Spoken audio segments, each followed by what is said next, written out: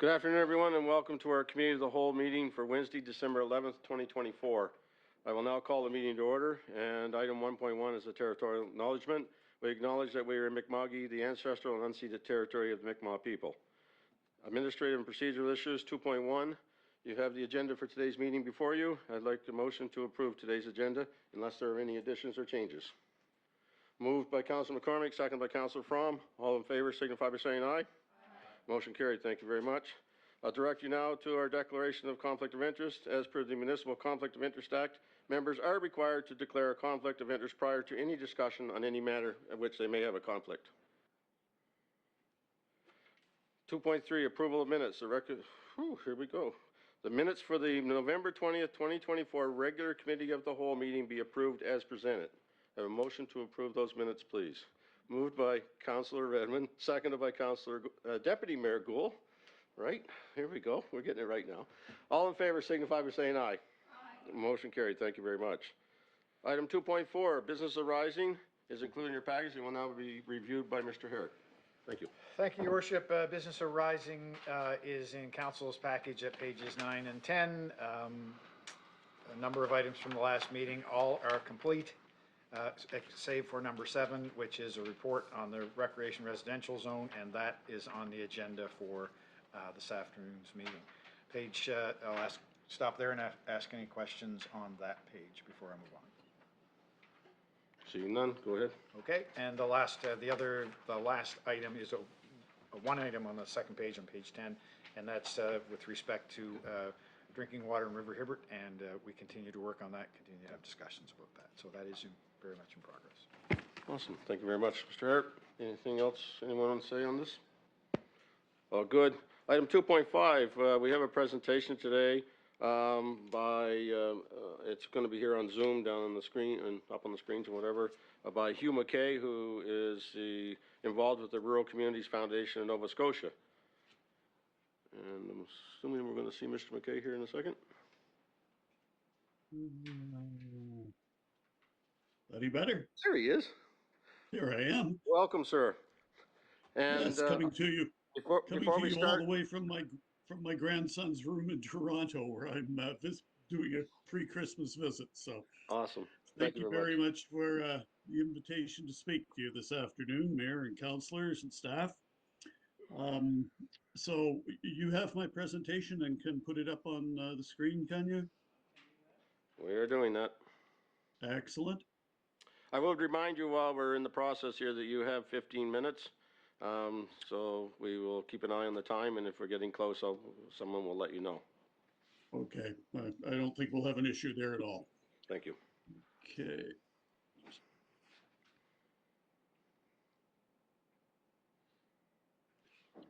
So do I have control on this,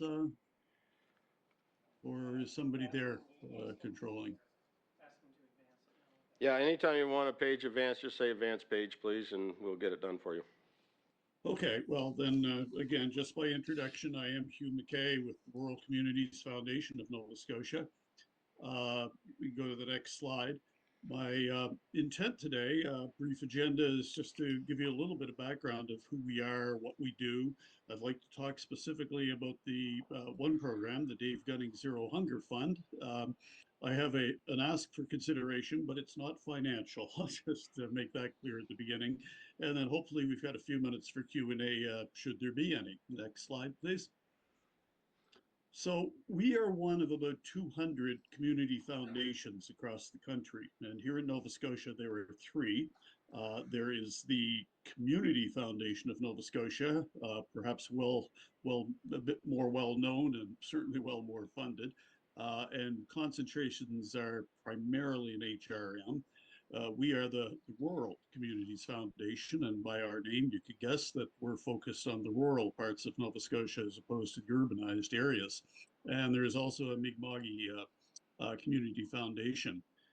Our foundation's been around for more than 20 years now, and what we do is we hear of local let's say issues that people want to discuss, want to bring to our attention to see if there's some way we can help them, primarily in doing fundraising and providing grants.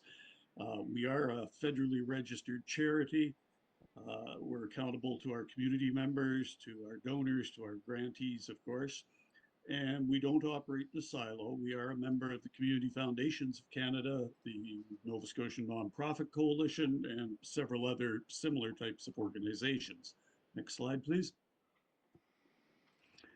So, as I said, we support community-based improvement initiatives, which are typically brought to us. We don't, although we have representation on our board from across the province, we don't initiate too many of the programs. They are typically ones that a community group will approach us on. And what we do is we convene people to try to find some solutions to the issues. We do fundraising and then provide grants as a charitable organization with registered with CRA. We can provide tax receipts for this. And we also administer trust funds on behalf of individuals and other organizations. Next slide, please. So just briefly, some of our current projects, and you can investigate these further if you wish on our website. The Ukrainian Nova Scotia Resettlement Fund, we operate this on behalf of the Canada-Ukrainian Foundation, where they are providing funds to help Ukrainian refugees who are trying to reestablish lives here in Nova Scotia as a result of the conflict in their home country. The Joan Fineman Climate Change Fund is I guess, a matching funds program that we do in relation to the foundation done by Joan Fineman, who is a noted American astrophysicist with strong ties, family ties back to Nova Scotia. She was also an activist in climate change, and so her foundation provides funds, and we try to match those funds to help communities that are undertaking climate change programs. Heritage, or housing, I should say, Housing for Health, a rather unique program in that we occasionally, not often, but occasionally, we've had bequeaths of property. And when we get that up to date, we have typically been just selling it at the property at market value and then putting the funds into our endowment funds and growth funds. However, with the housing crisis that's, well, across Canada and every parts of Nova Scotia, of course, we are looking at retaining some of these properties to see if they can be used to attract medical practitioners to rural areas. This could be doctors, it could be lab techs, it could be nurses, what have you. We are initiating the first one, working through the process up in Richmond with a property that we have adjacent to the Richmond Hospital. The Soaring Eagle Fine Arts Program is again a matching fund where we provide support of young LGBTQ artists who are trying to make their initial forays into the commercial world, and we try to assist them. Community impact conferences, some of you may be aware of some of these in the past. Last year we did one up in Membertou that was focused on climate change actually, and there were speakers from various municipalities speaking about the activities they've undertaken in regard to climate change or climate impact and mitigation. Next slide, please. But I'm going to go into a little more detail now on the Dave Gunning Zero Hunger Fund, which is a very prominent fund for us right now. It's province-wide. It initially was going to be started, unfortunately, as the Bruce Guthro Zero Hunger Fund, but as some of you will know, Bruce untimely died last year.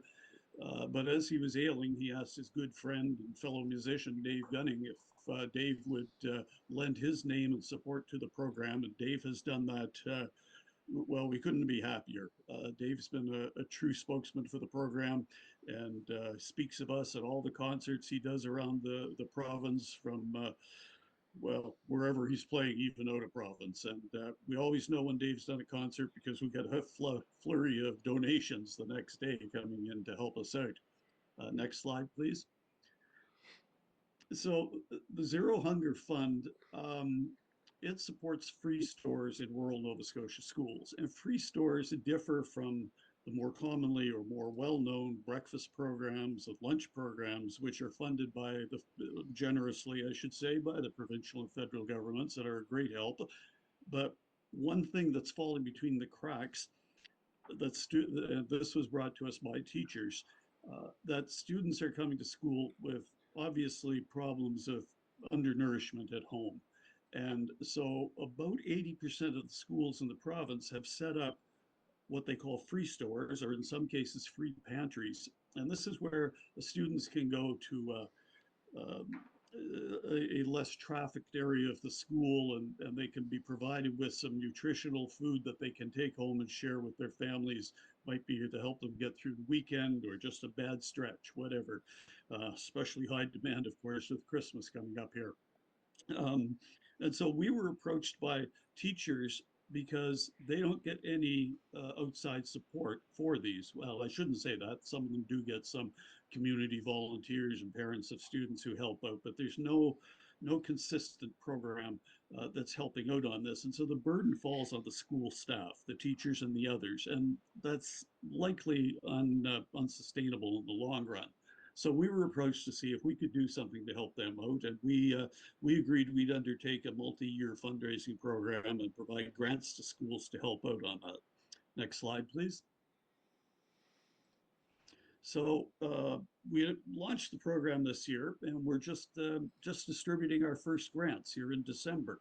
And I'm proud to say we're presenting just over $100,000 in grants to 34 schools across the province, including up in Cumberland, where let's see, it's the Pugwash District High School and the Parsboro District High School will each be receiving a grant of $3,500 from us. And we're going to be delighted to do that in Cumberland County, but we're doing it in every single county throughout the province. We were oversubscribed. We had 80 schools apply to us for the program this year. We're glad that we can support 34 of them this year. And next year, for 2025, we're raising our fundraising goal to $200,000 from the $100,000 this year. So hopefully we can address a greater number of schools next year in 2025. And I should point out that when funds are raised locally, we're going to provide those grants back to that community. So as much as we love getting a grant in or donors from Yarmouth, we're not spending that money up in Glace Bay and vice versa.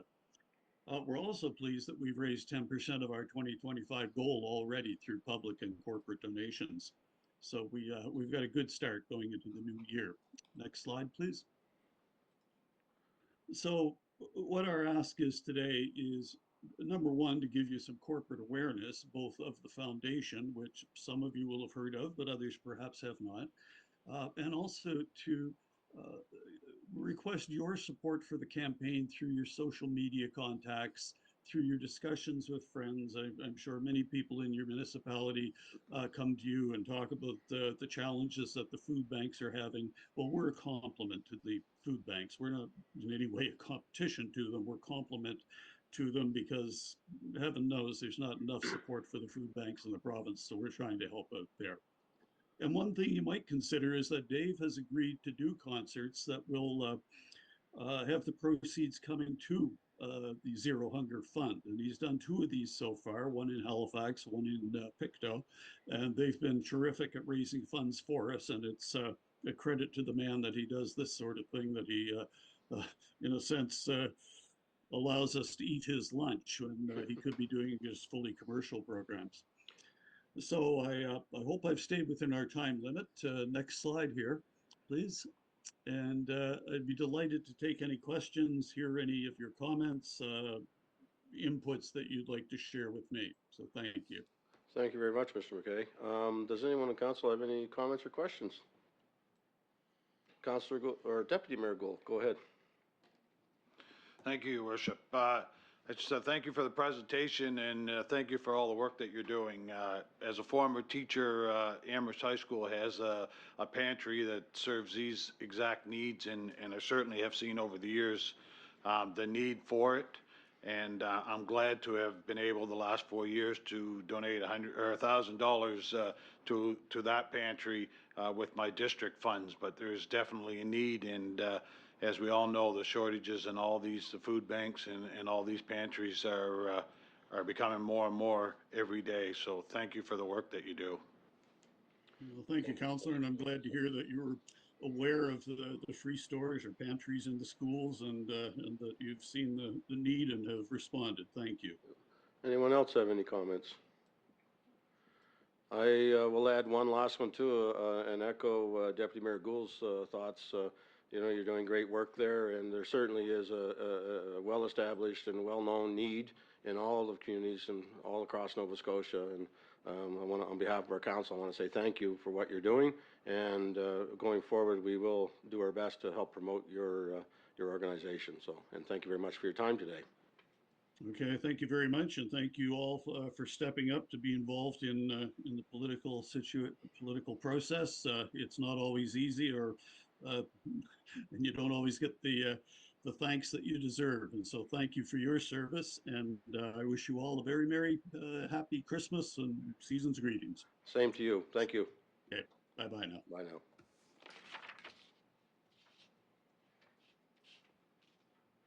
Okay. Organizational policy and bylaw items 3.1, tax reduction and exemption policy. Director Hurdle will be providing information on this item. Amy, go ahead. Thank you, Your Worship. Just in terms of background, this policy typically comes to council during budget time, and will come again in likely February or when we're looking at it with budget. However, an issue arose, so I had to bring this amendment today for council to consider. So in terms of background, at the August 21st, 2024 special council meeting, the divestiture with Sunset Community Incorporated was completed by council. This resulted in several properties that were transferred to them from the county. And recently the county received assessment changes from Property Valuation Services Corporation, or PVSC, for these properties. As a result, the properties became taxable because they moved from our name to Sunset's name. And so tax bills were issued to Sunset. This was an unintended consequence of the divestiture, I believe. I guess that's for council to decide, but I believe it was unintended. And so I am bringing an amendment to the tax reduction and exemption policy.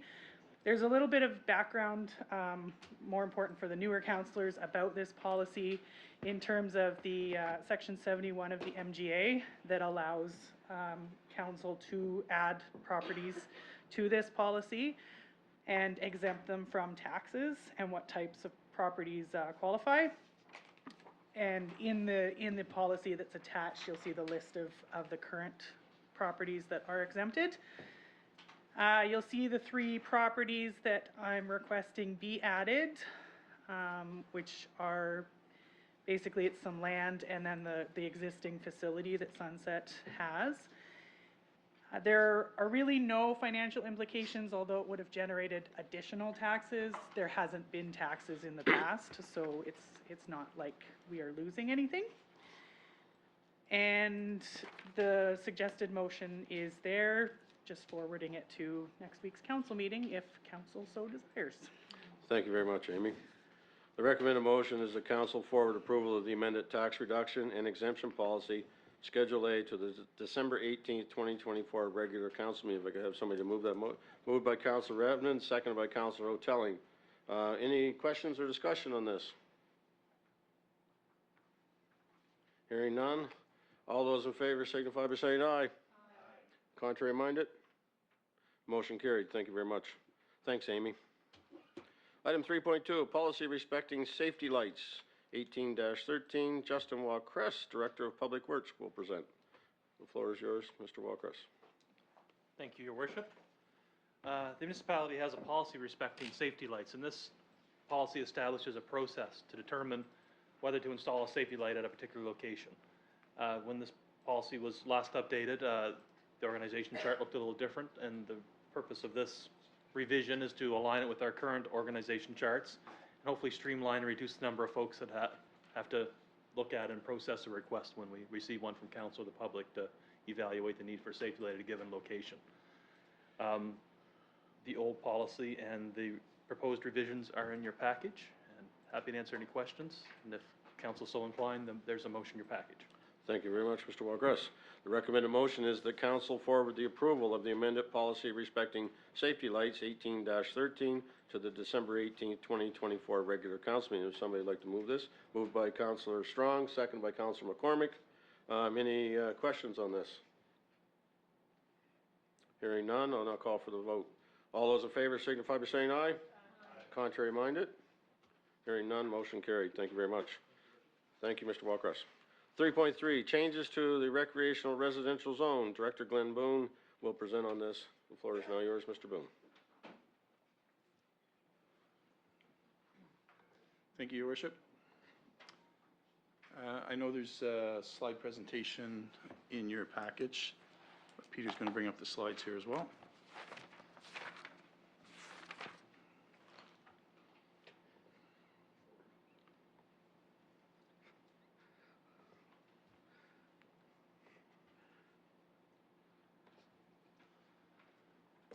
Okay, thank you.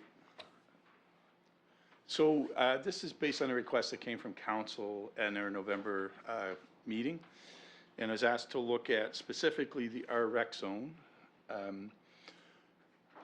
But I guess as part of this review, the focus was on the residential, recreation residential zone, or what we refer to as RREC, and specifically on the challenges facing undersized lots by owners and property developers.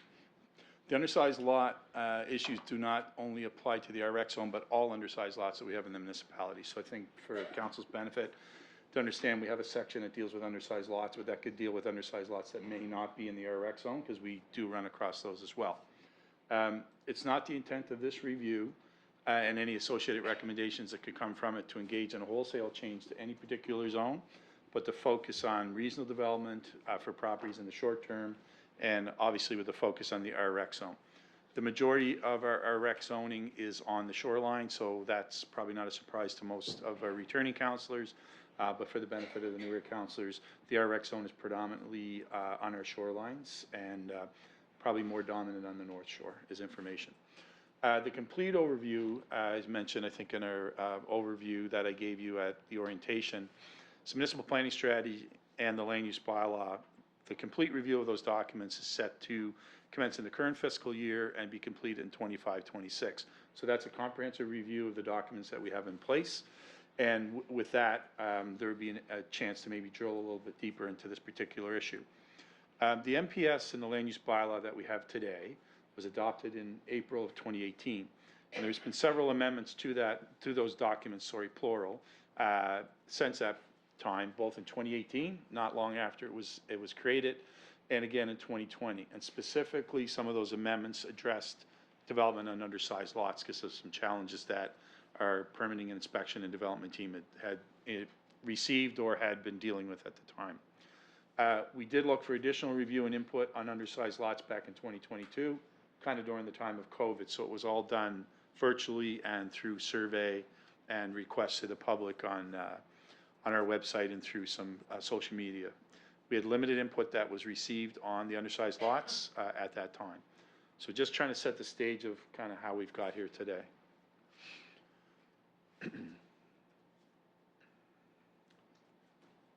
So discussions that we've had with residents and developers, a lot of this information has come through conversations with the team that we have in the department, both Kira and planning, and David leading our development and building officials.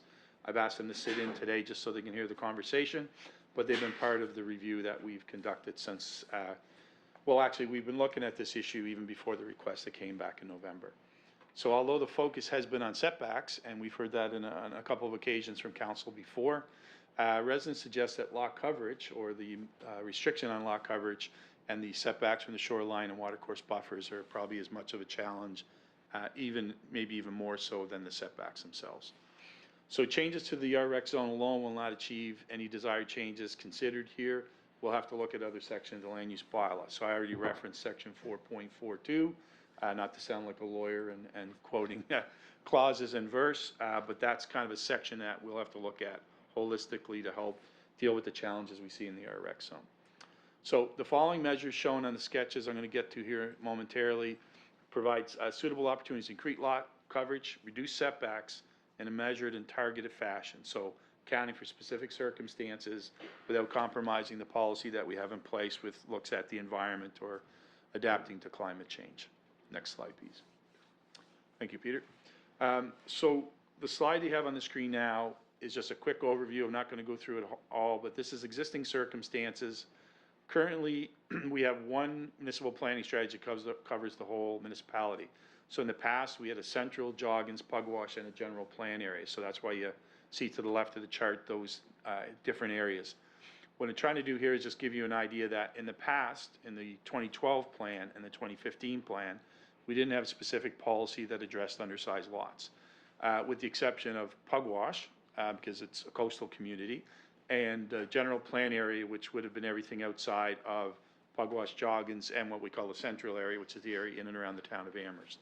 So they did have certain limitations on lots that could be developed. You can see there 929 square meters, 10% lot coverage. That was the same policy and guidelines in the LUB that existed both in 2012 and 2015. The 2018 plan that we currently utilize, as I mentioned, there were some amendments. Those amendments have got us to the point where we're at today, which is a minimum 900 square meters to be considered for development. And we have reduced setbacks from the overall zone to those 4 meters. And the reason I have the asterisks there is those setbacks in the RX zone are normally 8 meters. So we have a reduction that's based and built into the bylaw under undersized lot section that I referred to earlier. So this is an eye chart, but I just want council to understand that we looked at this from planning policy, but also from the criteria that's in the land use bylaw. Again, this is going from past to present. So in 2012, we did have the requirements for the 30.5 meter coastal setback. That's been in our plan since 2012.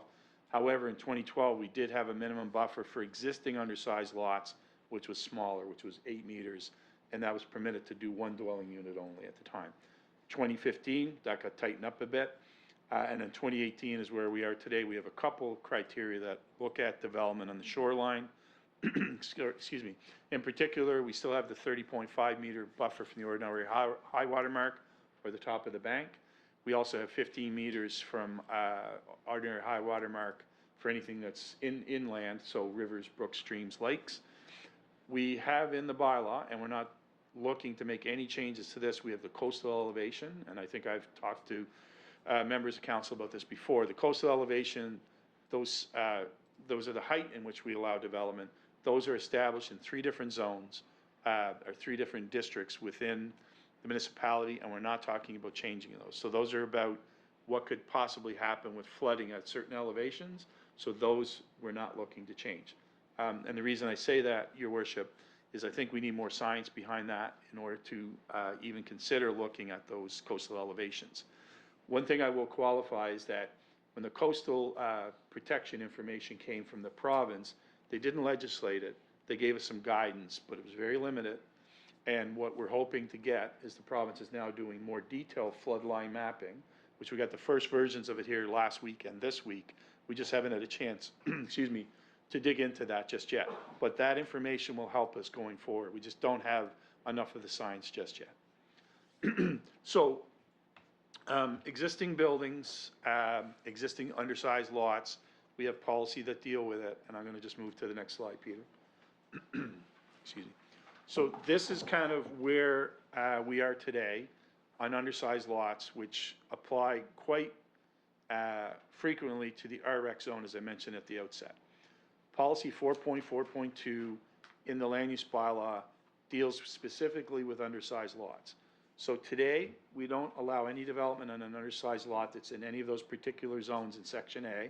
I won't go through them, but essentially, it's areas around our well fields and areas that might have been identified through flood hazard zones. If the proposed use is a dwelling or any other use that requires on-site site wastewater system, then the lot area is a minimum of 900 square meters.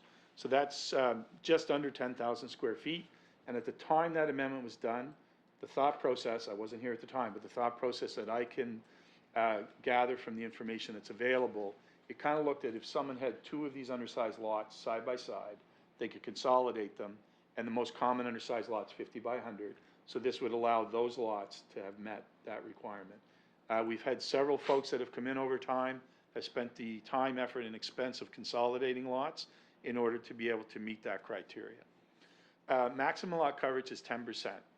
If you do research on maximum lot coverage, you'll find that 35% lot coverage is not uncommon in residential zones, but in this case of undersized lots in an area that's fairly densely developed, like our North Shore, consideration should be 35% is common in what I'll call urban centers. So Spring Hill, Parsboro, Pugwash, where you would have fire services in close proximity, but more important in Parsboro and Spring Hill, you would actually have fire hydrants in close proximity. So that's why those kind of more urban centers with the complete kind of service package would be considered for higher density development or more maximum lot coverage.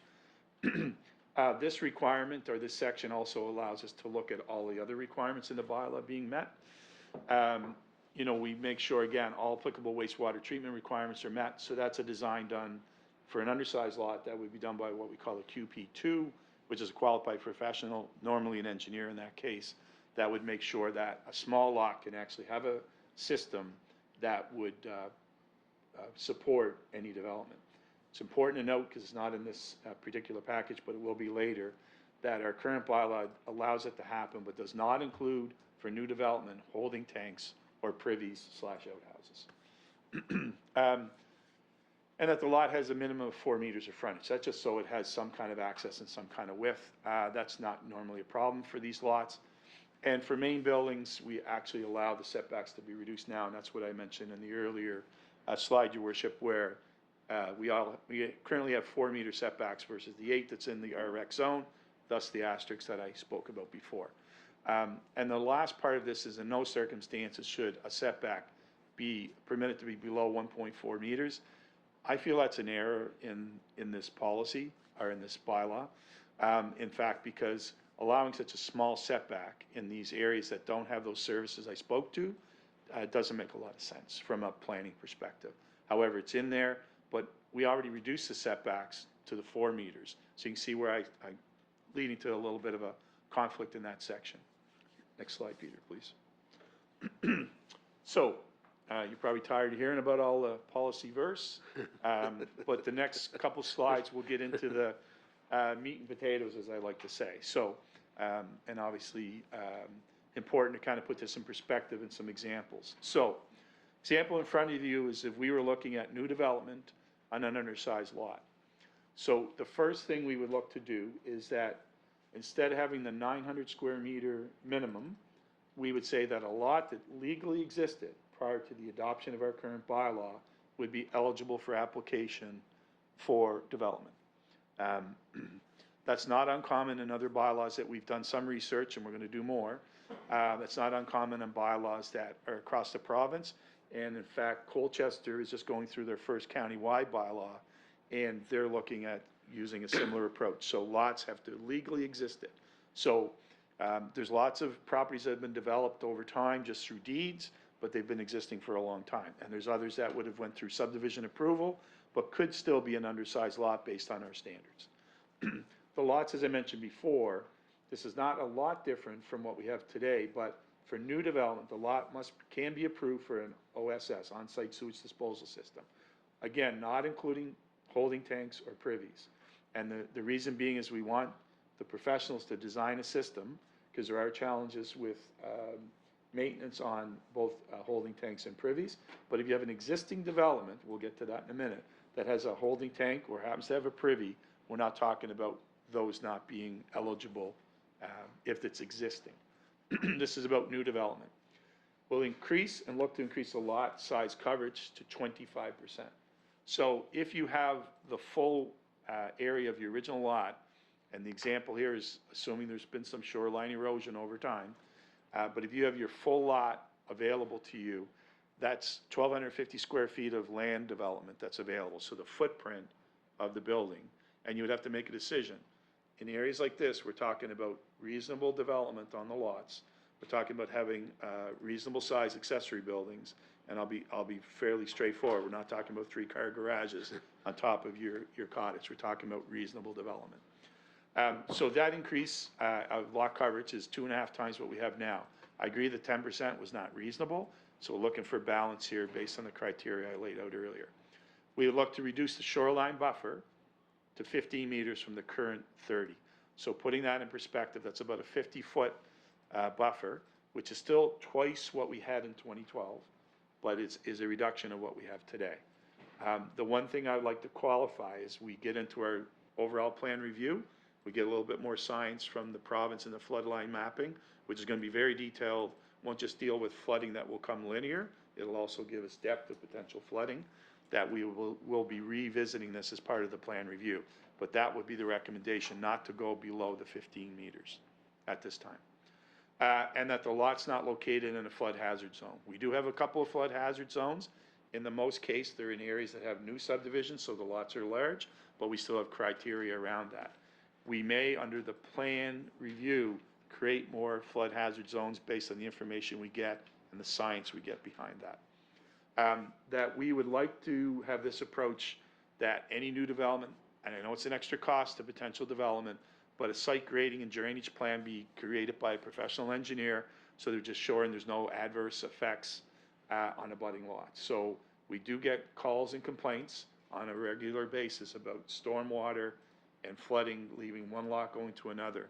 We, the municipality, don't control stormwater. Department of Environment does, but in order to do reasonable planning, we just want to make sure that we address that, so we eliminate those concerns in the future. And one thing that we did as part of this review, which has come up a number of times, is the current height in the RX zone. I have to apologize, I'm fighting a bit of a cold. The maximum height we look to change to 8 meters. Currently it's 12. So put that in perspective. David and I have done a little bit of work on design. David really did it, he's the brains. But if you look at height, you know, we have had some developments on the shoreline on lots that qualify for development that are like 3 stories pushing 4 stories in height. And I think to do good, solid planning, we should look to control those height developments in these dense areas. The footprint that we would allow for new development still would allow you to do, say, 1,000 square foot footprint if you still have the majority of your lot. You could go up 2 stories and still have room for, I'll call a garden shed or a storage shed of 250 square feet. I think it's more than a reasonable approach to new development. The one thing we want to talk about, and we would discuss in more detail if council decides to go forward and we go to a first reading, is that we're going to want surveyor location certificates for all of these developments, because we're talking very small lots with very small setbacks. As you can see, we're looking at changing the setbacks at 3 meters. And so we just want to make sure things are where they're supposed to go. And the other thing would be, as I talked long-term, we would look at maybe even considering doing these through site plan agreements. So that way neighbors get a chance to be involved only on planning items, not just because I don't like your dog or, you know, I don't like when you cut your grass at 7:15. It's about planning issues. That's that process. So just a consideration, nothing I've put here, but just want to put it as consideration. It's a lot here, Your Worship. It's a big issue, and I'm going to be happy to answer questions. I'm just trying to get through the presentation. Thank you, Peter. Existing dwellings. So we have a lot of folks that have had properties on the shoreline for generations, right? Family that have passed these down from generation to generation, new owners. Regardless, there's a lot of existing dwellings, homes, or cottages that have been converted to homes. So expanding those right now is very limited. So what we're looking at here is what could we do with existing dwellings? I'm calling them the dwellings because by definition they are. Whether someone says it's only a cottage, they're still a dwelling. As long as there's no impacts on your existing OSS, on-site sewage system, holding tank, or ability to improve or alter either one of those. As long as the development doesn't go over top what would be considered by your professional designer part of your septic field, or you have a holding tank and you're not building over top the holding tank and say, well, I can still access it because the guy can crawl under with a pipe and a hose. And this is the kind of stuff we're trying to limit and make good, solid development decisions. No expansion would be provided if it's served by a privy or an outhouse. So we're just not going to allow those kind of developments to expand. Again, increase in the lot coverage for existing.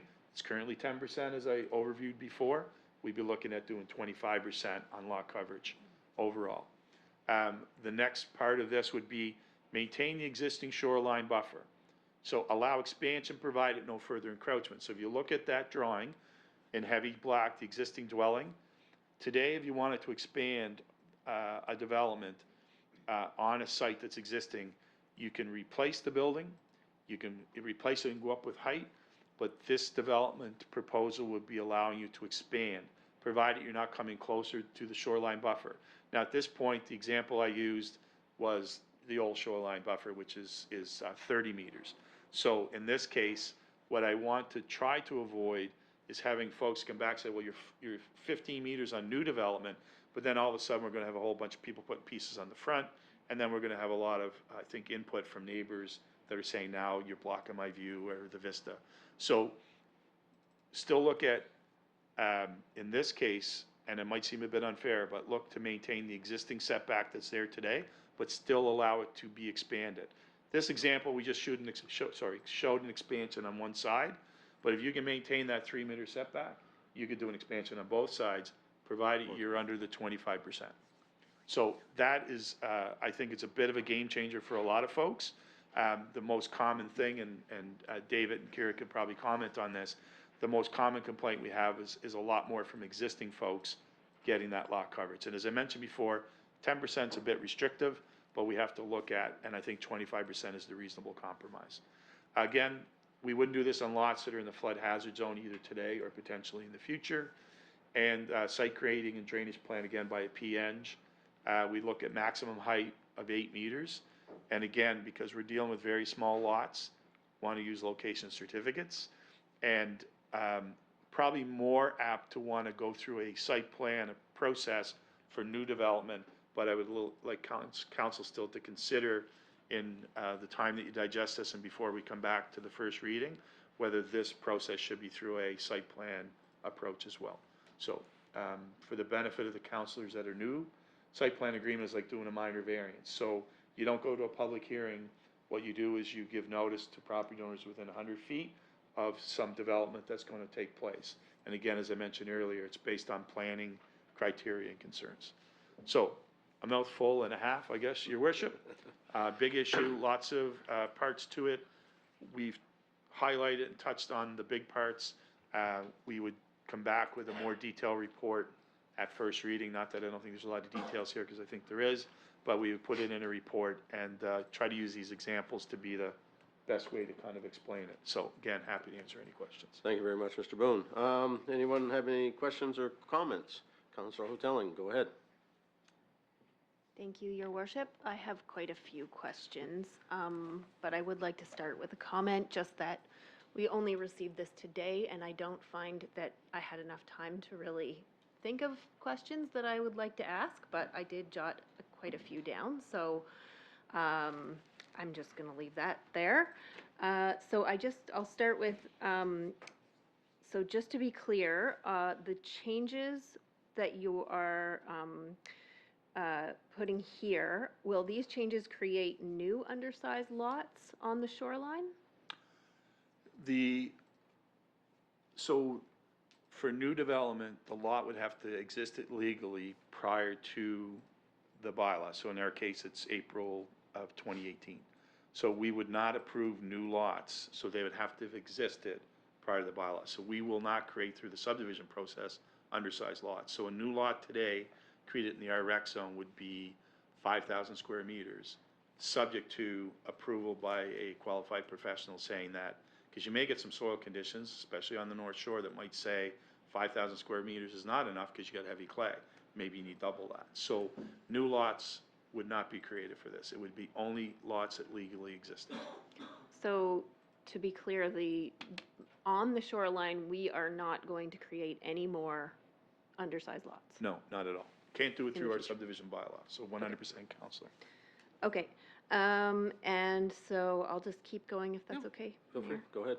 I would like to recommend that we possibly have some sort of site visit that we could actually see what this looks like in real life, because it's very hard to look at a square on a piece of paper and really understand what this means in terms of seeing it in real life. So I don't know if that's possible somewhere, but I would really appreciate us being able to do that.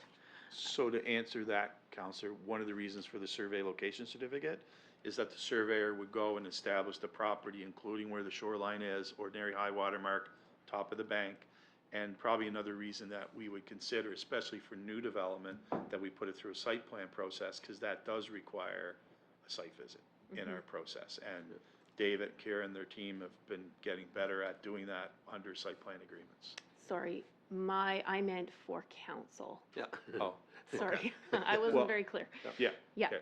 I'm sure we could set something up, and those that were interested in doing that, and again, I think it's, quite frankly, it would be a good learning experience. I personally have lots of experience because of my other life, but I get the fact that it would be very valuable to people that are not involved in doing that stuff on a daily basis. I'm with you on that one, so I think we could do that, so. So, Your Worship, the only thing I caution is the process to deal with development permit site plan agreements is a staff process. So just caution council, because you're all busy folks, but also that process, we have to make sure it doesn't go outside the MGA. So respectfully, Councillor, I love the input, but just want to make sure we don't step outside of what the MGA may tell us to do under the process. Well, I think what Councilor Hotelli is thinking about, Director Boone, is just doing, get an example, like go out to an existing one now and say, okay, this is what you're Happy to allowed do to that. do. Do this, do this, do that. You can't do this, you can't do that. Yeah. And then we get a better knowledge of what we're actually saying yes to, I think, so to speak. No, and I'd be happy to arrange that and probably take some examples of ones that we've said no to. Okay. And that we potentially would be saying yes to if this changed council's wishes, right? That So, would be yeah. great. So sorry for the misunderstanding. I just want to make sure that it would, once we establish a process, it's a staff process, it's an administrative process, right? Yeah. Council's job, obviously not telling you your job, but your job is to make sure we put in good policy, good land use planning, and discuss that like we're doing today, and then ask us to administer that for you. So, Absolutely, and Yeah. I just want to see, because I have to be one of the ones making the decision, what it really looks like. more than fair, and be more than happy to create that opportunity. Thanks. Absolutely, Yeah. thank you very much. Go ahead. I'll keep going. Are we going to do any community engagement before these changes? So I didn't talk about that, and I should have. So my kind of suggestion would be to do, we're not required to, under our public participation policy, but my recommendation would, the minimum we would do would be to go out online, make notice on that we're considering this, and then go and kind of promote it through social media. Daryl would assist with that. Try to get the information out there, maybe even some postings and some community bulletin boards. The reason I'm saying not to think about having a public information meeting where people show up, we haven't had a lot of success with that. But I think sometimes if we do it through an online process and promote it really well, that would be my thought for it, as far as getting a little bit more engagement. I mentioned in the presentation in 2022 we did that, and although it was during COVID, we got 2 responses. So I think it's a matter of engaging folks, and people need to be engaged back. So happy to do it. I think it's important to do it. I have that discussion with our CEO, Harriet, about doing that in this particular case. Thank you. Yeah, in particular, I would like to know what the fire departments think about, especially those kind of things. I know that my fire department went out during Fiona and rescued people from cottages that were being flooded on the shoreline. And so I would really like to, hear what the fire departments think about, especially reducing the shoreline buffer. I will state that I am not in favor of reducing the shoreline buffer at all. I think that it should stay where it is, and that we should make sure that we have the science before we change anything, because we can change it for this upcoming season. All kinds of people can go and build closer, and then we get the science, and then it says that we shouldn't have done that. And then, I've also went to webinars that talked about municipalities being sued because they allowed development close, and then there was a disaster, and the residents said that the municipality was at fault. So I probably can find the specifics about that, but I would like to share that with council. I also want to mention the disaster relief fund cap that the province is talking about because, you know, if there's a cottage and it is destroyed, is a disaster relief fund, but they are talking about taking that away. So what happens, and maybe you know, if a cottage is destroyed and there's no disaster relief fund for it from other governments, does that land on the municipality because we allowed this, or? So disaster financial relief, the federal government's disaster financial relief program, DFIA, it's the acronym, is for uninsurable losses. And so in most cases, those are insurable and wouldn't qualify anyway. So it's for uninsurable losses. Okay. And one more thing is that Upland Planning, who did our municipal planning strategy, can we ask them, you know, why or how they decided to put this in place? I think probably so a couple of things. We have no contract with them, but we could probably ask the question and see if they'll provide the answer. And if it takes a little bit of money, I have a fund that could pay for that. So not objecting to doing that. The one thing that we probably would consider doing here is maybe have a conversation with our planning colleagues at Municipal Affairs provincially. And the reason I bring that up is recently they gave feedback on one of the rezonings we did that stated there's provincial interest, right? So one of the provincial interests is agricultural land. So without understanding, and until they read our reports when we've done a rezoning from agricultural to, in this case, rural industrial, that was a public process.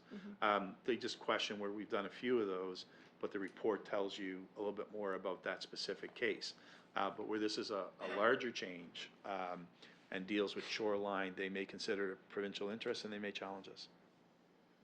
So I did mean to mention that in the presentation, but I'm glad you asked the question. So our thought was a little bit of engagement, online engagement, but we would, to try to make sure we're not offside, we will probably have that conversation with Municipal Affairs Planning. And Kira and I have already had that conversation about how we would approach that.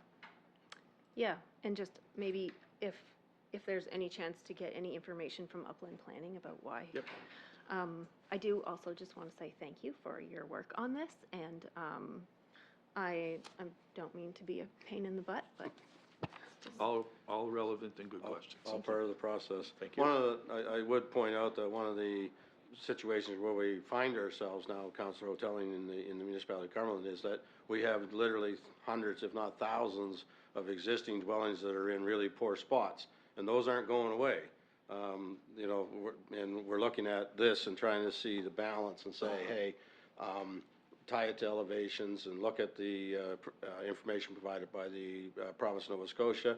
It's not our intention to let people build in a dangerous spot or in a spot that is potentially flooded. We are getting the information on the 50-year and the 100-year storms and all of that too. So we do want some control over that, just to be, you know, to be really clear. But the other side of the coin is we have inherited, by virtue of where we're at today, all kinds of problem areas that we have no way that we can change now. So. But we shouldn't make it worse. No, and that's why we're really tying it to the elevations and the coastal setbacks and the predictions for floods and all of that too. So, and be very careful with it, yes, absolutely. So your worship, if there's information, both the municipality of the county of Pictou and Colchester are just doing their first plan. So it's not been adopted by their council. They've been doing public engagement. They're looking at similar approaches. They were actually talking about creating a shoreline zone, which Kira and I and David have talked about. Not that we want to create more zones in our bylaw, but I think there's going to be an opportunity to maybe condense some during the planning process, the review process. But just as information, what's in their draft, which is public now, and they've shared with us because we're an adjoining municipality, is that lots that existed, they're using a similar setback from the shoreline, top of bank, 15 meters. So, and I'm looking through some of just focused on their shoreline zone, and there's lots of parts of this plan that have come from our plan, and based on the fact that I think Upland's working with them too. So not to discount it, I think it's good that we all try to align on the same from end to end. I think there was hope that the coastal action plan would have done that. But if you dig into the coastal action plan, they don't really have a setback recommended. They do in older documents, and it was less than 4 meters as information, which I would not ever even venture to bring in front of this council. Sorry. Good, thank you very much. Anyone else have any questions? Deputy Mayor Gould, go ahead. Thank you, Your Worship. Again, I thank you for your work on this, and as someone who spends the summer at the beach and on the coast and enjoys it, and we hope that we're never going to lose it, but we have a lot of friends at the beach and relatives, and I'm down 10, 12 beach lots or beach lanes every summer, and they're all almost identical. In terms of increasing the lot size, I think that's a good step in terms of, because if you went down to any of these beach lanes now, probably 50% of the residents down there are already over the 10%. People add sheds and then they build decks and it just continues on. But I think we have to be able to control that in some reasonable manner. So I like the 25%. The 15 meters is in order for any of them front lots to be able to be used, it's almost the minimum that you'd be able to go to because of the size of the lots. I mean, that's what we're talking about, is undersized lots. But also, if you drive down all them beaches as you go out along the shoreline, there's not very many front lots available. Them were the first ones that got developed. So 95, 99% probably of them lots are already established with cottages. So there wouldn't be that much development in that area. There's probably 3 or 4 lots on every beach lane that you go down that are 50 by 100 that are undeveloped but have been marked off since 1970 or whatever. They were lots that just never got built on, which wouldn't impact the coastal at all. So there's very few that the coast would be involved with the coastline.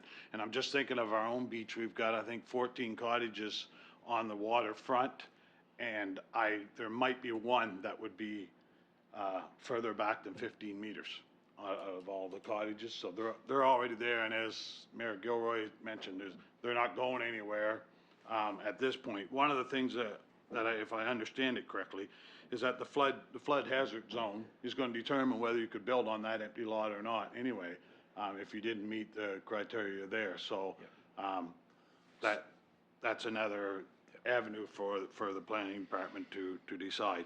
I like the height restriction. That'll come into play more and more as people with more money move to these areas and try to steal our beautiful shoreline. So that's something that is important as well. We talked about letting the public know, and I think it's important that this gets out to the public, but as I understand it, we'd have to go through first reading and then a public hearing and then a second reading if we were to move forward with this. So there would be an opportunity at a public hearing for somebody to send something in or to make a comment on that. So, Your Worship, just back to Deputy Mayor Gould, the reason I suggest that we do it in advance of the first reading is it helps us formulate the report. Yeah, no, I agree with If it. we get 0 response, at least we've done due diligence, and if we get 2 responses and they're relevant, the 2 responses are still relevant, right? So that was the approach I suggest strongly to council, and that's something we can do relatively quickly. No, I Because think there's no requirement for how long we advertise it. We don't have a policy that requires it to do that. If we were changing policy in the MPS, that's a different story. But this right now fits within policy to change the LUB. So that's a decision ultimately of council, but it's my recommendation strongly that we do that. Yeah, no, communication is important, and the more we get out, the better it is. But there will be that opportunity if we did go Correct. through the process. Yes. The only other question I had was on the 3 meters of variance. Is there any variance at all? So the current bylaw talks about reducing it, so we're gonna eliminate that and say that the setback is 3 meters. Our preference is not to do variances, based on this, but there would be an opportunity to look, variances are supposed to be case by case. And that's always been our approach. and circumstances, right? So variances, by rule of thumb, variances, depending on the municipality, vary, no pun intended, but that's just the reality. Some municipalities will consider 10%, some will consider 25, other circumstances maybe as much as 50, but variances are specific to the circumstance of that particular lot. So in fairness, I wouldn't say there would be no variances, but we'd have a pretty fine microscope or focus on looking at why the variance is being required. Didn't want to go shorter than, or smaller than the 3 meters, because that's just under 10 feet, for the reasons I talked about, you know, we've got dense development in these cottage communities. I know them, I've spent many times in these cottage communities on our North Shore. Understand that it's, you know, it's historic. I've talked about generations of this development. Most of them probably start happening around the Second World War, right? So it's when the farm fields start getting divided and subdivided. I'm just looking at a process that talks about and presents to council balance. Yep. And I just got to reinforce that. Yep, perfect. No, I appreciate that, and I'm glad to see this come forth. I know we talked about it in the past, but since I've been a counselor, it's been a question every summer for me. When I go visit somebody comes over and has these types of questions. So thank you for your work on this. You're welcome. Thank you. Okay, thank you very much, Deputy Mayor Gould. Anyone else have any comments or questions? Seeing none, I would ask for a motion to bring this to council in January, perhaps, or for first reading. Yeah, I would Would that suggest be that the where we're at? motion be of direction to have staff, based on this conversation, based on the presentation, to prepare amendments for first reading for January. That was the intention of the. Good. Of Okay, so Deputy Mayor Gould has made the motion, seconded by Councilor McCormick. Anyone have any other comments on this before we call for the vote? Councilor Telling, go ahead. Does that mean that the first reading will include all of the things in here? That's the intention, yes. But sorry, Your Worship, but I will also say any comments that came from council today would be part of the consideration, and us looking at doing that public notification to try to get some more input. And I would say that we could, through Director of Protective Services, we could probably do a reach out to the fire departments as per your question, just tell them what we're looking at, and so they understand it. And pull that. Yeah. Just roughly. 15th? 15th, yep. So we also have some time, Councilor Telling, between the first of the year and the 15th, which is that meeting, would be the meeting, we'd be bringing it up at the next meeting. Would we not bring it to full council, Mr. Hart? Yeah, probably. The committee of the whole is the 15th. I guess we would, first reading would definitely be a council, not to say we couldn't discuss it again. Yeah, I could be prepared to bring back more information and a conversation at committee of the whole, but first reading would come to the 22nd. Okay, well, my point was that if we could get a site visit scheduled in prior to the next official go-around on this would be great for the members of council that wish to partake in that, so. And Okay. if we Yep. commit to that, I think we'd be fine, so. We just have to ensure that wherever we do the site visit, the folks understand it's not been passed, right? So Yes, that's, exactly. I think, important. Yeah, do it very early in the morning before everybody gets up. So just to clarify, if I don't agree with the shoreline buffer decrease, do I vote against this? Or because I don't have problem with the rest of it going to first reading, but there is a piece that I have a problem with.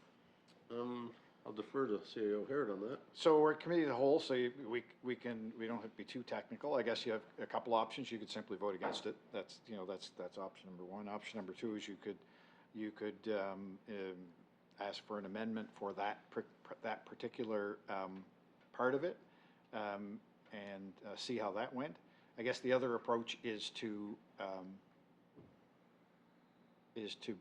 recognize the fact that it will go to first reading, have the opportunity, a couple of cracks actually, at first reading and second reading, to impact that change that you're interested in. So those are kind of your options, Council. I guess another one would be she could vote nay today and vote yea the next time. Oh, yeah, depending on- 100%. yeah.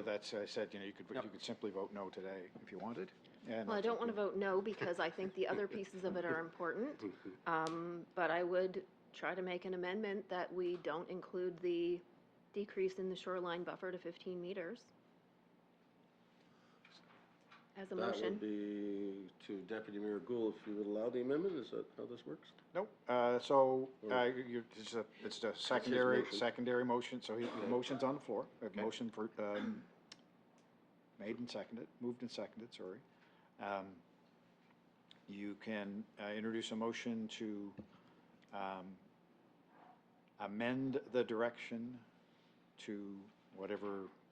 Amend the direction to remove the shoreline buffer of 15 meters. On new development, is that? Is That's it the issue. currently on everything? So, Your Worship, back to Councillor Hoteling, what I would propose we would do is at the first reading, we would have the nuts and bolts of what was presented today Yeah, but as the question, amendments. Glenn, sorry, the question is it on new development or existing development? Well, I think I'm hearing I think we have to be clear about that, but also we can bring alternatives as part of a first reading as well, if that helps, because often we'll do an alternative based on conversation like this. Okay. So- Back to the question, though, Yeah. that Councillor Hoteling has. I mean, the question that Councillor McCormick asked, is the shoreline buffer applying to just new development, or is it to existing? So the way I explained it, and I talked about the point of unfairness, some people may see it, is for new development, in order for it to work on a 50 by 100 lot, we can't use the current setback, because basically it would be the end of the lot. Right. So the plan here was the reduced shoreline setback would be for new development, and that might sound a little confusing, but for existing, you would maintain the setback that you have. And in some cases, our deputy mayor said, there's probably people that are already in that 30-meter setback, that's guaranteed. We would maintain the setback that exists. If someone is, for some reason has a deep lot and they're 38 meters back, then obviously they have to meet the 30 meters, if that makes sense. So the biggest impact So is on new. On new. Does that help you at all, Councilor Hoteling? Yeah. Okay, Do you good. still need the motion to amend then? Nope, I think if there's options at first reading, I'm happy with that. Good. Councilor Redmond? Where we have so many questions, can we not discuss this again at a committee of the whole versus passing a motion to take it into a policy? And do this discussion again on the 15th, and then possibly on the 15th, then send it to our, So I'll take that. So we talked about whether it would go to the 15th or the 22nd, whether we go to first reading, what we can bring, the work still has to be done. So we can bring those draft amendments to committee of the whole and have a conversation, and then if it's okay, we can go to first reading. So that means we're at 15th. but We're at today 15th. you're looking at taking it to next Wednesday's to get it in the process? No. Oh, No, January. a month from. January. A month from. They've got to work on the technical amendments to bring back the actual amendments that. Okay, So- but what I'm suggesting is we do this to happen in February versus in January. We can. Once we start the process, we can't get out of the process. You've got to have your motion, right? And then you have your people come in, and then you pass it. So what I'm suggesting is, we can have a discussion at committee of the whole in January. That's not first reading. Similar to Everything's today. okay, you can do first reading at the January meeting of council. 22nd. And what if it isn't okay? Then it won't go to first reading. We won't go to first reading. I mean, if the majority says it does, but I mean, if it's not, it won't. Okay. I just don't understand what the hurry is, I think like- that the issue is about the construction season upcoming and to be able to have if there are amendments, to have them in place to address some of the issues that have been identified again and again and again in advance of construction season for 25. 25? 25, yeah. That's the, not urgency, but that's the timeliness factor. Let the contractors, if we're gonna do it, let the contractors know by April 1st so they can plan accordingly and line up what stuff they, people will be obviously, we'll take advantage of the lot coverage change, for example, and, you know, whatever, so. So do we wanna just say that we're gonna bounce it to committee of the whole in January, or do we leave and rescind the motion, or do we take the motion forward? We want the direction, I think, to actually prepare the amendments, so we're gonna do that. So the motion will allow us to do that. Okay. We can bring it to committee of the whole for discussion before it goes to first reading, so there's no issue with that. Okay. So should we check to make sure how we have the motion recorded before we vote again? Just to make sure Amanda hasn't got it set that we're gonna run. What I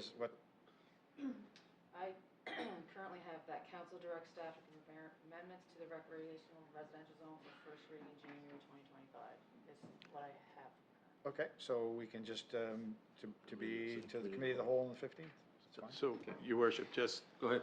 when I the beginning of the presentation was, it doesn't just impact the recreational residential zone.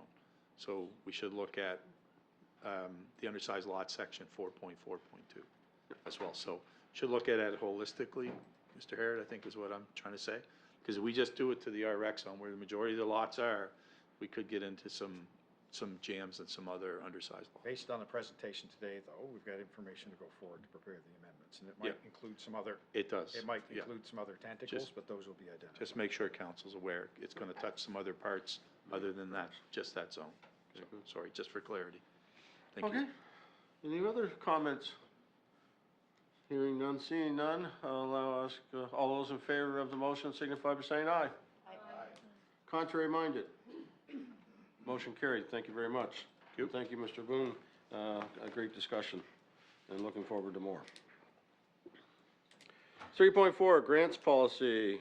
Deputy CAO Peter McCracken will present on this item. Go ahead, Peter. We'll turn to a less conversational topic, grants. Thank you, Your Worship. So the origin of this request is staff were reviewing the grants policy and resulted in some recommended changes, mostly to reflect our current practices related to our grant programs.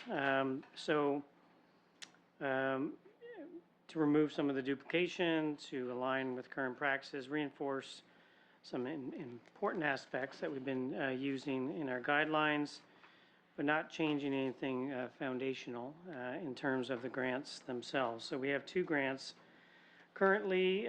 One is the County General Grant, and that is the one where we bring requests forward annually. Folks start submitting applications in the new year, sometime in the new year. We're aiming for 1st of February. We receive those, put them in we vet them for accuracy and criteria and applicability, and then we bring a list to council for discussion and allocation of some funds as part of the budget process. The other program is the district grant program, which a little more flexibility. As you know, each councilor and the mayor has some discretionary funds to grant to organizations of your choosing that meet the criteria of the grant program throughout the year. So it's a little more flexibility. So there's a couple of, I believe there was a track changes version that was circulated, and so that shows some of the changes that we're recommending. A lot of cleanup, again, just to reflect what we're currently doing. I will note to one particular section, which is now, I believe, number 7 in the new grant policy, which talks about application frequency. And so this is, we've had these in our guidelines, but we wanted to put them in policy, and it speaks to the eligibility of how often an organization can apply. And we're recommending eligible organizations for district grants can apply once per year, fiscal year. And then for county general grants, eligible organizations can apply once for each subcategory outlined in the guidelines. So our guidelines are on our website. For those who are returning, we have 4 categories. There's capital, events, programs, and sort of operations and maintenance. And so an organization could apply once per category. So 4 applications possibly, but only 1 per category. So that's a brief overview of the recommended changes, and I'm open to any questions, and there's a recommended motion in your package. Thank you very much, Mr. McCracken. The recommended motion is the council forward approval of the draft amendments to the grants policy to the December 18th, 2024 regular council meeting. If I could have a motion to do that, please. Moved by Councilor Lockhart, seconded by Councilor Strong. Anybody have any comments or questions on this item? Go ahead, Councilor Redmond. Okay, so the district grants, if, as long as it's a different, if they're applying for like, a baseball team, and then they apply for a field day or something like that, that means that they can apply more than once. So, Go ahead. so as the policy is written now, for county general grants, so those are the ones we review as a Yeah, group, okay, yeah. you could do something like that if they're a different category. So if you're fixing your baseball field and you want to do a new T-ball program, you could do 2 grants, because those are 2 separate categories. For the district grants, we're suggesting that 1 grant per year per organization. Just given the limited amount of funds in the district grants, but that's, But the sorry, Go Your ahead, Worship. Councilor Redmond. The district grants are up to the individual counselor, and if you have a community that puts on a lot of different events, and some of these events come up after the fact, limiting them to once a year, I don't agree with. okay, yeah, I mean, that's certainly something that council can decide. So an organization would also have an opportunity to do some planning and have 4 other applications in based on what they need for the county general, in addition to the district grant. So they're not limited to 1 grant, they're limited to 1 district grant, I guess would be, but it's up to council's discretion to decide whether they want to move forward with that or not. Anyone else? Councilor Lee, go ahead. I'm just going to echo what Councilor Redmond said. Just, it sounds perfect. Like, it sounds like a great plan until you look at some organizations that are an umbrella for multiple things. So the food pantry in the past had applied under the Development Association for a fridge. So they put in for a district grant. But yet they're so large that they had to apply for something else in a different thing, but still under the title of the Development Association. So that's where I'm having the conflict of one organization not applying a couple of times for different things, if that makes sense. Mm-hmm. Yeah. It's just some of us fall under one big umbrella, if that makes sense. Yeah, I think the impetus for some of these recommendations is based on some organizations in the past putting some cases 7, 8 applications in for county general grants, for example, or more than that, up to 10 per year. And so, you know, we're trying to create some boundaries for that to make it more equitable and reasonable for other organizations and encourage some planning for the organizations too. So, you know, that they can certainly apply up to 5 times throughout the year if they so choose with the different subcategories. It's just the grant source would be different. It could be 1 district and potentially 4 county general grants. Councilor Redmond, do you have another comment? You're talking about district grants, the ones that we have the discretion on. I'm talking about both. Well, I'm not concerned about the general. Yep. Use your mic, Kathy, please. Oh, sorry. So the I policy covers. didn't realize that I had to, the general grant, I'm not concerned about because we deal with that at one time over the year. But I am concerned about changing the way that we can operate with the district grants. Because like Counselor Lee said, there's a lot of these, like the Wallace Sports have a lot of, they're an umbrella that has a lot, or an octopus that has a lot of technical, tentacles.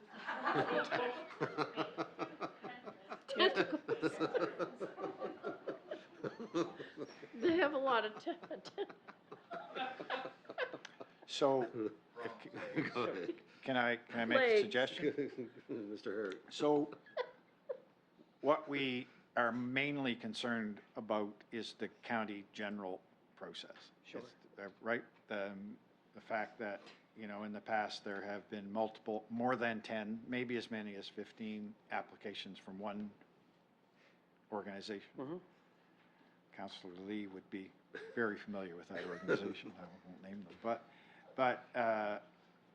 we'd really like to put some organization around that process. The district grant process is really an ongoing thing throughout the year. There are limited funds, there are limited opportunities. They are at council's discretion as long as they're appropriate. I think, you know, if the council's direction is to leave the district grant process alone, Yeah. then we can certainly amend the item that's coming forward to reflect that. And I think from a staff point of view, we would appreciate the opportunity to put some organization around the county general grants. Is that fair, Peter? Perfect. Thank you very much. Yep. Counselor Lee, then Counselor McCormick. The only question I have around that is support for organizations who are writing these grants that you speak of, the county ones. I haven't myself wrote them. Is the communication that the boxes don't fit if they have to ask for multiple things? So they're trying to write a larger grant and cover all areas and condense it into the format that's there. So if there's any type of education or opportunity for these organizations to streamline the process so that they feel they're not doing the grant wrong and going to mess up their chances, that would be super supportive. Look, Peter and his staff, Your Worship, Peter Beautiful. and his staff, certainly happy to have a chat with anybody who has that sort of question or that want to talk about organizing what they think their applications are going to look like. So we're happy to have those kind of conversations. Counselor McCormick.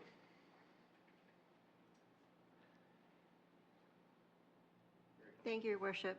I was already ahead of the game because I follow that already with my district grant money. When an organization contacts me, I ask them, is this the one thing that they need, or is there other things that they need? And I ask them to prioritize what they really want, because I want to utilize my money throughout my district to all the different organizations.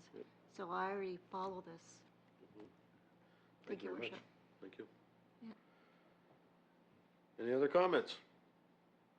You sure, Councilor Redmond? The last one was pretty good. I'm not sure you could improve upon it, but you can give it a try if you like. Okay, so we have the motion on the floor, and unless there's a. Motion's going to be with the amendment. Okay, thank you very much, Deputy Mayor Gould. Seconder was Councilor McCormick, was it not on this one? It was Scott. Oh, sorry, Councilor Lockhart. You okay with the amended motion to take the district grants out of this? Okay, thank you very much. Okay, so now we're ready. All in favor of the motion signify by saying aye. Aye. Contrary minded? Hearing none, motion is carried. Thank you very much. Great discussion. Always good to have good discussion. Business issues 4.1, Accessibility Advisory Committee appointment. Deputy CAO Peter McCracken, the floor is now yours. Thank you, Your Worship. Our accessibility plan is a joint plan between the county or municipality of Cumberland and the villages of River Everett and Pugwash. And as some of you may know, there's representation on the committee from, we try to strive for representation from the village of both villages on the committee. The participation from Pugwash has been very good. Lisa Betts, who's I think the clerk, or I think that's her title for the village, has been a representative on the committee. She's away from her position at the moment, and there's a interim or acting clerk, Christy Blackie. And so we're bringing her name forward as a recommendation to add to the Accessibility Advisory Committee. So that's essentially the background, and there's a recommended motion in your package with the caveat that the appointment would be limited to the term that Christie's acting in her role, and we would revisit that, of course, as part of our annual review of committee appointments as well. Awesome. Good. Thank you very much, Mr. McCracken.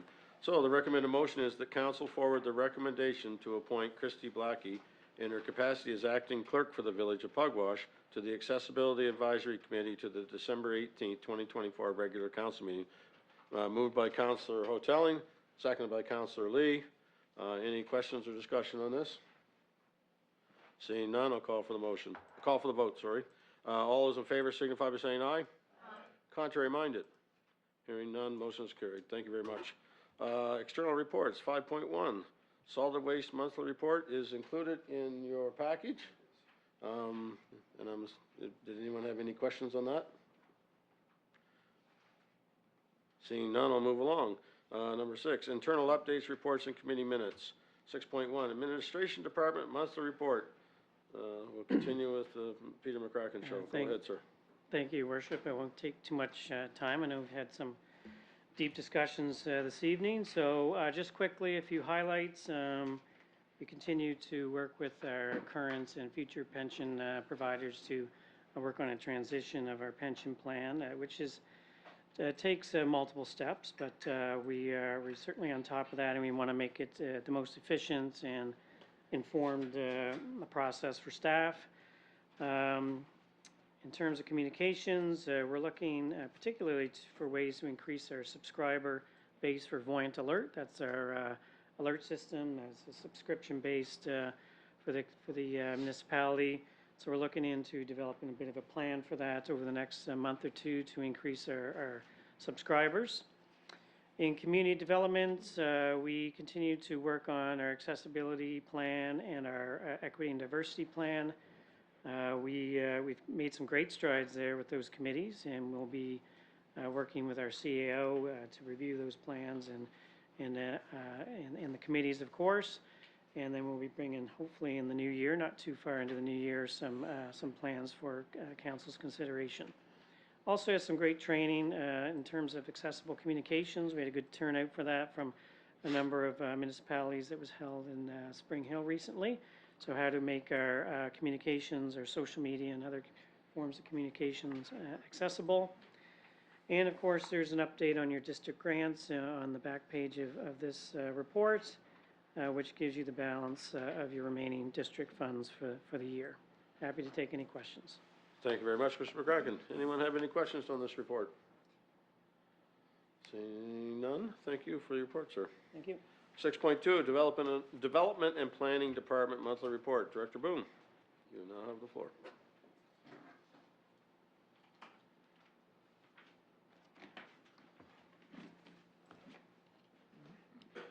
Thank you, Worship. I will be brief because I'm sure you've heard enough from me today. Reports in your package, but some highlights. You can see the charts with regards to subdivision.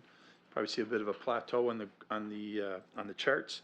Still busy and steady with subdivision, but we're just seeing a little bit more of an even keel in that work. Still quite a number of lots created this year, which is important because it creates new lots, which creates new assessments. So positive. Permits and number of units constructed under our permitting and inspection team.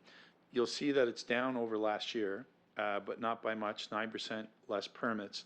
But understanding last year's was a record year, and in fact, probably about 2.5 times where we were in 2020. I think I've said that to previous council, but for new council, just to note, new units constructed, new housing units, which would include single unit dwellings or multiple unit dwellings. We've had a few multi-unit dwellings this year, down about 12%, but once again, off of a extremely high record year, but still 160 new units developed this year, again, adding significant assessment.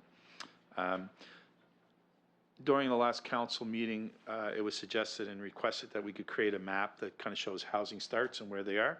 So that is in your package, but I suggested in a conversation today with senior management team that maybe we can create that as a PDF, so it's a little bigger, and we'll send it to council so you can kind of see it in a little bit bigger scale and light. I don't think it's any surprise that you see those developments happening on the North Shore and in the Wentworth District. It's spread out if you look at the map, but more importantly, it's kind of like done as a heat map. So if you see more color, that means there's more density of development around those areas. As part of the solid waste conversations that both Director Wakress has talked about in the past, and that was in the report, a lot of the work that was done, our GS team, led by Maggie, did a lot of work on the mapping, and I think that project's gone quite smooth with a lot of cooperation. A new part of your report is the Cumberland Connector report. It's at the end of our overall development and planning report. Just give you a snapshot of what the connector is working on. The municipality, of course, funds the connector along with the town of Amherst, as well as they get provincial funding. So that's a new thing that we're going to add in. Direct questions on that I would take back to the executive director with the connector. Just quickly, the solar project will probably bring a bigger update to council, likely in February. And the same as our community energy and emissions plan. We received the draft just end of last week, so we're going through that now, and look to probably bring those two projects forward to council in February. Councilor McCormick's looking, so it made me think of the surplus property strategy. So surplus property strategy, I have a draft, and we're just working with the consultant, finalize that. Also, probably another project we'll be bringing forward to council in January, February for review and acceptance of the strategy. But happy to answer any questions, should there be any. Thank you very much, Director Boone. Anyone have any questions on this report? Thank you very much. Thank you. Next up, Finance Department monthly report. Director Hurdle, the floor is yours.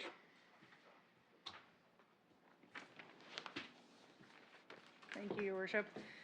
I'm going to be brief. We're rolling along on the budget, which will be my life for the next 2 months. The tax sale I mentioned at the last meeting is on track for January of those two properties. Other than that, the information is in the package. Thank you very much. Anyone have any questions on this? Thank you. Thank you. Director Hurdle, much appreciated. Director Cole, the Protective Services Department monthly report. I'm assuming you won't be quite as brief as Director Hurdle, but we'll see. I could try, Your Worship. Go ahead. So the highlights from November are, I'll summarize briefly. Under emergency management, we had a staff training session in early November in anticipation for the regional emergency management exercise, which was held in late November. That exercise simulated a Fiona-type hurricane in the municipality.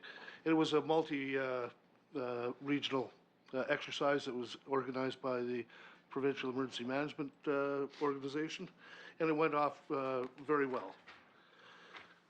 Fire services, numbers were down slightly last month, but the combination numbers for medical and motor vehicle were up to 70% of all callouts. On the page 63, the comparative charts, you'll see that the busy fire halls remain the busy fire halls, and the ones that with little or no callouts are the same. Under bylaw, we received, you'll see the last few monthly reports, we've indicated that the number of requests for green bins and that none had been delivered. So because we were out of green bins, I'm told we now have received 300, and so we will start next week on getting those 142, which would be a higher number now, delivered to customers. The page 64 has the tables for bylaw calls, and happy to take any questions, Your Worship. There you go. Thank you very much, Director Paul. Anyone have any questions? I have one. The old green bins, do those get recycled, or what happens to those? Where possible, yes. We will bring back typically they're damaged. Bring back the damaged ones, and then the Public Works crew tries to salvage what they can. If the lid's good and the wheels are broken off it, then they'll take the lid and put that on an old one that has a bad lid but good wheels, or that sort of thing. Awesome. Some of them are just not repairable or not salvageable, and they'll be destroyed. Thank you very much.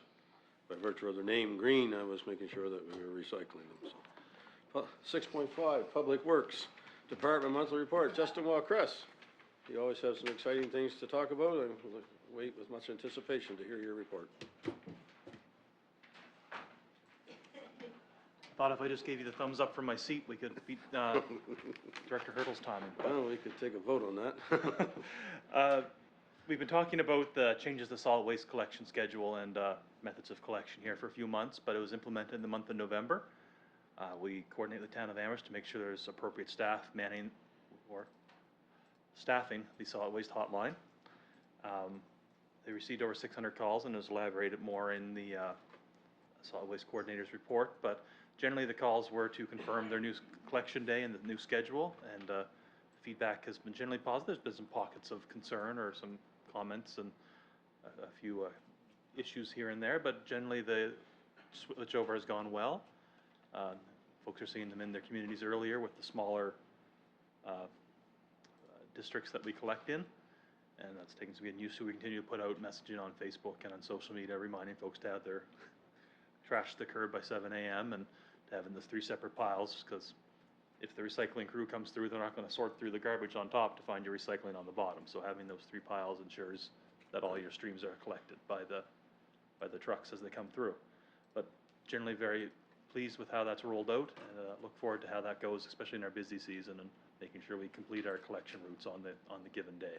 Right. So it's going to pay dividends as we get further into our busier seasons in the summer. Capital paving in Parsboro, we did Part B that we approved earlier this fall. That work has been completed. There's a map there showing parts A and B of what was done in Parsboro this year, and that work is funded through the province's municipally owned Trunks and Roots program that cost shares that paving work on the through highways, through the communities. So pleased to have that work done. Good working with our contractor this year, and happy to be working on next year's paving program already and bringing that to you in the budget in the winter. We're looking forward to it. Happy to take any questions from council, Your Worship. Anyone have any questions for Director Walcrest? Councillor Redmond. Have we thought of getting blue bins for the recyclables?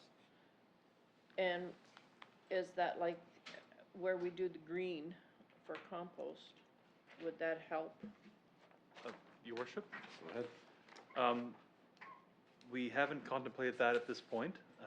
There's a lot of changes coming to recyclables with the EPR program that's coming into effect. Right. And currently our contracts are set up to have the bag system with the 2 streams of recyclables. There might be modifications to trucks required to load carts into both sides.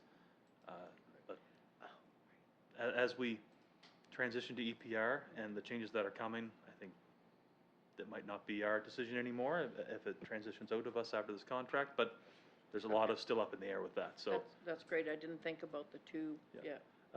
Not a no, but right now we're geared up for bags. Yeah. Okay, thanks. I know there are other municipalities that actually have 3 bins. Mm-hmm. So green, black, and blue, right? So, yeah, interesting. Any other questions? Hearing none, thank you very much, Mr. Walcrest. Your Worship. 6.6, Recreation Community Services Monthly Report. Director McCormick. You have the floor. Thank you, Your Worship. Included in today's council package, you'll find the report for the Department of Recreation Community Services, and I'll just highlight a few items for you today. So tomorrow is the seniors dinner at the Parsboro Legion, and the doors open at 5, dinner served at 5:30, and I believe a number of you folks are going to be down there volunteering, and so I know staff and community really appreciate that, so I'm sure it's going to be another exciting event. I do also just want to highlight the Parsboro Library Options Report public meeting that was held on November 21st. It was really well attended. We had 87 members of the public there. well, well engaged and some great discussions. The folks there did provide a lot of feedback, so this feedback is going to be used to help support generating the report. And it will be used with the 253 survey respondents that we also received, as well as the key stakeholder interviews. So there was a lot of information we were really able to gather to help build this report. And so the consultants, we just had a meeting with them again yesterday, a check-in. Things are going on track, and they hope to have a report to be able to present to council in the new year. So we're excited with the momentum of this project. And then finally, just celebrating some more good news again about the demolition of the old rec hall at the campground, where I got down there and watched watched it being demolished, and it was really nice to see. And also on top of that, you know, we're using that site to now have 4 transient camper sites in such a beautiful location too. So it's really exciting, a lot of the work that's going on down there. So that's all I have today, and I'm happy to answer any questions at council. Any questions, anyone? Thank you very much, Ally. Thank you. Much appreciated. Before we move on, I'd like to take an opportunity to say thanks to not only the directors, but all the staff involved in the day-to-day workings and getting these reports ready and all the work that gets done on a monthly basis. Thank you very much for your efforts. Item number 7, contracts awarded by the CAO. Mr. Harrop. Thank you, Your Worship. As council may or may not be aware, the procurement policy provides the authority for my office to approve and award contracts up to $250,000 that have been included in the budget, and those amounts that are even 25%, the lesser of 25% over budget, are $50,000. So also there's a requirement to report monthly on that. So this month, I only spent $37,500 without your permission. No. $37,544 awarded a contract to Central Equipment for a skid steer loader for the Pugwash Transfer Station. Happy to answer any questions that council has about that. Anyone have any questions on that report? Seeing none, I will now ask for a motion to adjourn. So moved by Councillor Strong. Thank you very much, folks. We are now adjourned. Before everybody bolts out of their seat and wants